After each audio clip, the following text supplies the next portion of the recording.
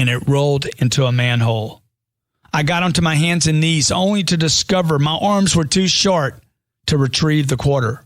I got up wet, dirty, angry, and wanting to cry.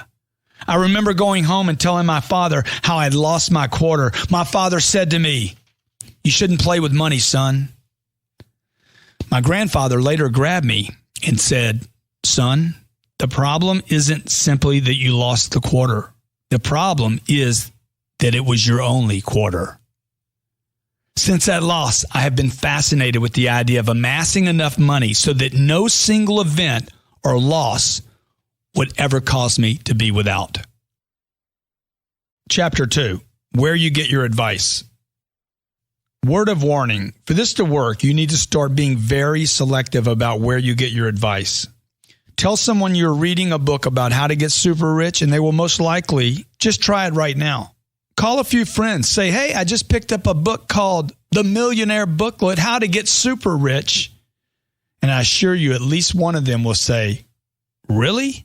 The only person who's going to get rich is the guy who wrote the book." You see, part of the problem is that most people get financial advice from people who are struggling with money or who have given up on money.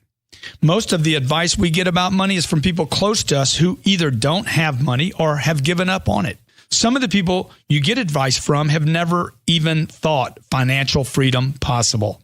You must look beyond the dumb advice of family, television pundits, blogs, get-rich articles, cute quotes on Instagram, and silly little sayings.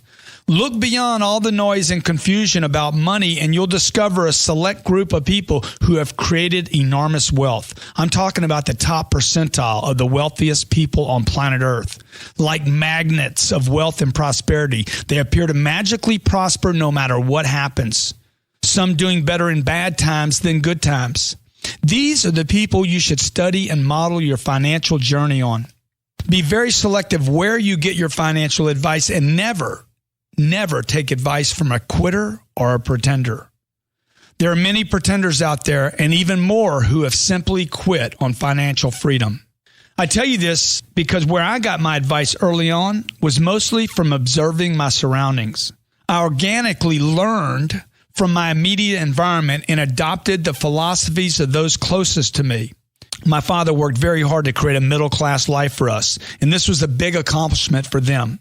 Both my father and my mother were brought up poor. My dad made it into the middle class, and shortly afterward, he died at the young age of 52. My mother had no knowledge of money and was left with the responsibility to raise 5 kids on just a little bit of money from my father's death insurance. My mom was scared, even overwhelmed. Every day she was playing defense, trying to figure out how to make ends meet. I felt powerless. I couldn't help her, or so I thought. My mother's mantra was, waste nothing, turn off the lights, only use what you need, save everything, and be grateful. By the time I was 16, I was fed up watching my mother in a never-ending state of fear. One day I told her, I'm going to get rich someday, so I don't have to worry about money. When I do, I'm going to help a lot of people. My mother thought I was being an ungrateful brat, but I wasn't. I wasn't grateful because I hated how our life was. I hated worrying about my mother. I hated not being able to do anything about it. And as a result, I've spent the last 40 years trying to change that for myself and others. Getting rich is a taboo topic in our society.